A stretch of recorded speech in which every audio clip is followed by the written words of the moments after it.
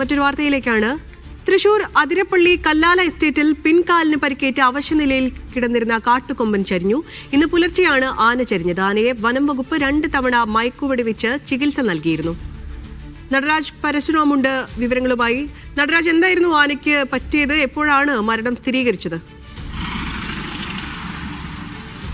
ഇന്ന് രാവിലെയാണ് ആന ചെരിഞ്ഞത്. എരുമത്തടം ഭാഗത്ത് ഏറെ നാളായി അവശനിലയിൽ കാണപ്പെട്ട ആനയായിരുന്നു. നേരത്തെ ഈ ആനയ്ക്ക് 2 തവണ മയക്കുവെടി വെച്ച് വനം വകുപ്പ് അധികൃതർ ചികിത്സ നൽകിയിരുന്നു. ആനയുടെ പിൻഭാഗത്തെ കാലിന് പിൻഭാഗത്തുള്ള മുറിവുകളാണ് ആനയെ വല്ലാതെ വലച്ചിരുന്നത്. 2 തവണ ഇത്തരത്തിൽ ചികിത്സ നൽകിയതാണ്.